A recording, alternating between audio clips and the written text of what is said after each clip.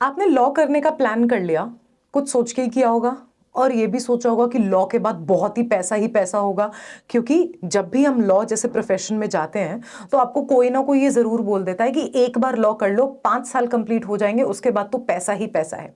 I am not denying that fact, but क्या आपके law करने के तुरंत बाद आपको बहुत सारा पैसा मिलना शुरू हो जाता है? तो hello CLAT aspirants, welcome back to Icontas CLAT YouTube channel. और आज आपको इस वीडियो में बहुत इंटरेस्टिंग वीडियो होने वाली है, just stay tuned till the end of the video.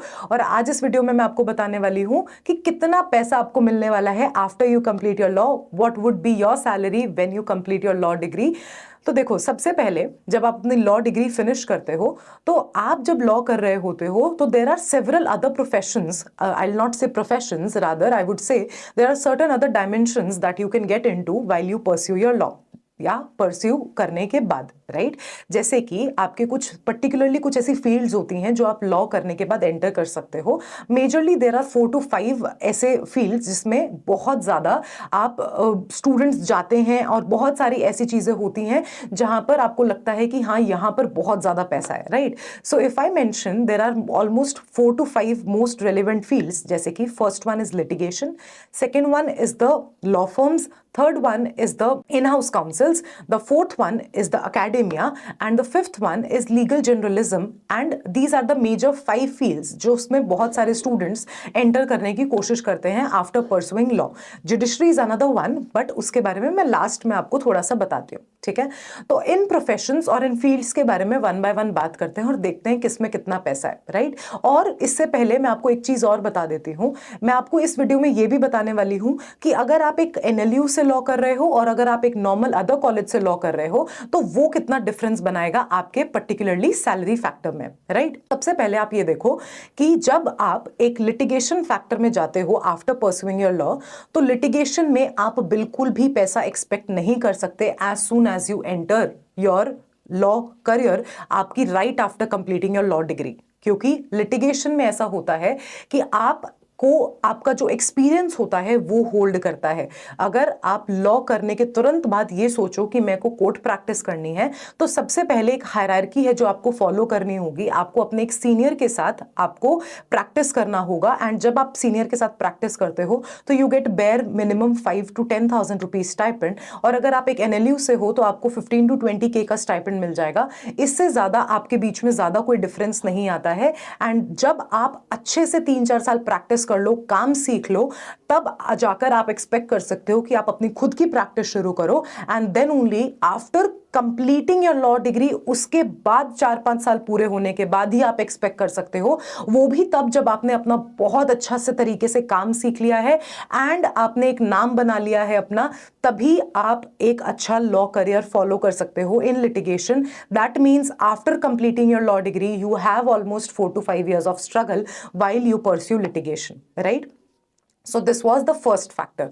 Second चीज पर अगर हम आए तो है अब आपका law firms. Law firms offers you a decent amount, लेकिन लॉ फर्म्स में यही 2 फैक्टर्स आते हैं। सबसे पहला अदर कॉलेज एंड एनएलयूज। देखो, एनएलयू वाले स्टूडेंट्स को प्रेफरेंस मिलता है नो डाउट, लेकिन अदर कॉलेजेस, अब लॉ फर्म्स में आपको कितना पैकेज मिलेगा वो टोटली डिपेंड करता है आप पर। अगर आपका एकेडमिक रिकॉर्ड अच्छा है, अगर आपकी कम्युनिकेशन स्किल्स अच्छी हैं, अगर आपने इंटर्नशिप्स अच्छा किया है, तो ये सारे फैक्टर्स जब आपका एक सीवी रेडी होता है तो उसमें दिखता है कि हाँ, आपने एक प्रीवियस तरीके से जहां पर भी जिस भी लॉ फर्म में आपको जाना है, अगर आप सिरल मंगलदास में जाते हो, अगर आप शार्दुल अमरचंद मंगलदास में जाते हो, अगर आप खैतान एंड कंपनी में जाते हो, तो ये सारी चीजें आपके लिए बहुत मैटर करती हैं कि क्या आपने इंटर्नशिप्स अच्छी की हैं। अगर आपको कॉर्पोरेट लॉ में जाना है, अगर आपको आर्बिट्रेशन में जाना है, आपको जिस भी फील्ड में जाना है, तो आपकी internships during your law school उसी फील्ड में होनी चाहिए।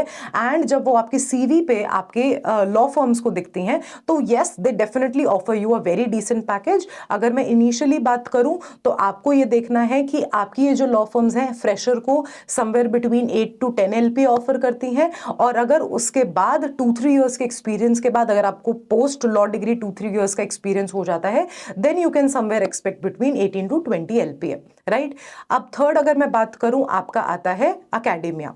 जहां पर आपका होता है टीचिंग प्रोफेशनल्स। बहुत अच्छा एक करियर है अगर आपको पसंद है अपनी नॉलेज बांटना, और अगर आप चाहते हो, अगर आपको पता है कि आपकी कम्युनिकेशन स्किल्स बहुत अच्छी हैं and you can share your knowledge with the people and you love yourself to be questioned, क्योंकि बहुत सारे स्टूडेंट्स होते हैं जो आपको इंक्विजिटिव मिलते हैं, वो आपसे क्वेश्चंस पुट अप करते हैं जिससे आपकी खुद की नॉलेज बढ़ती है, तो अकेडेमिया एक बहुत अच्छा ऑप्शन है। आप प्रोफेसर लाइन में जा सकते हो एंड उस प्रोफेसर लाइन में जाने से आपको एक डिसेंट पैकेज मिलता है। स्टार्टिंग में आपको 70 to 80K per month, and उसके बाद जैसे जैसे आप अपना प्रमोशन होता है, एसोसिएट प्रोफेसर की तरफ आप जाते हो, तो यही सैलरी आपकी 80K to 1 लाख तक हो जाती है। एंड अगर आप एक असिस्टेंट प्रोफेसर बन जाते हो तो यही आपकी कुछ 1.5 लाख तक भी पहुंच जाती है per month, if I talk about, right.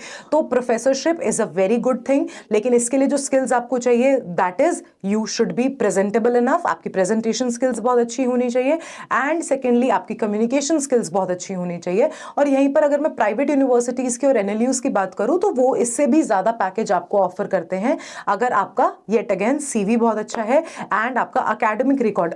अगर अकेडेमिया में आपको जाना है तो आपका अकेडमिक रिकॉर्ड बहुत मैटर करता है, आपका अकेडमिक रिकॉर्ड बहुत अच्छा होना चाहिए if you want to enter into academia, क्योंकि किसी को पढ़ाने के लिए आपको खुद को भी तो नॉलेज होनी चाहिए ना, एंड आपकी जो नॉलेज है वो आपके अकेडमिक रिकॉर्ड से दिखती है कि हाँ आपने कितनी सिंसियरली पढ़ाई की है during your 10th 12th and your law schools, right.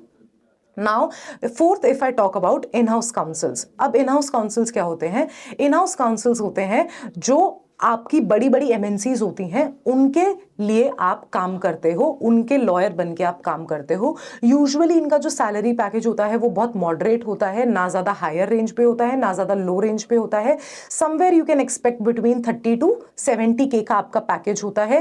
And in house councils में सबसे बड़ी बात ये होती है कि आपको कंप्लायंस और आपको पता होना चाहिए कि आपको लॉज के साथ बहुत ज्यादा श्योर होना है। एंड जब आप एक एमएनसी के साथ लॉयर बन के काम करते हो तो आप पर्टिकुलरली उनके क्लाइंट्स के साथ काम करते हो, and that is what in house council means, right. Now fifth one if I talk about is legal journalism. अब लीगल जर्नलिज्म क्या होता है? जर्नलिज्म आपको पता है कि हाँ रिपोर्टर्स और इन सारी चीजों के बारे में जो आपको रिपोर्ट देते हैं that is journalism, right, reporters, right, basically. But legal journalism क्या होता है? लीगल जर्नलिज्म कोई भी नहीं कर सकता है। लीगल जर्नलिज्म होता है कि कौन सा नया लॉ पास हुआ, कौन से नए लॉज अब इंडिया में और आने वाले हैं, कौन से लॉज जिनके बारे में बात हो रही है, कौन से बिल्स हैं जो पार्लियामेंट में आए हैं, और लॉ से रिलेटेड जितनी भी रिपोर्ट्स हमारी कंट्री में आ रही हैं और जितने भी लॉज नए अमेंड हो रहे हैं और जितनी भी लीगल न्यूज होंगी उनको जो कवर करते हैं, जो लीगल रिपोर्टर्स होते हैं, उसको बोला जाता है legal journalism. Decent package somewhere between 70 to 80K and that is where you can enter into legal journalism.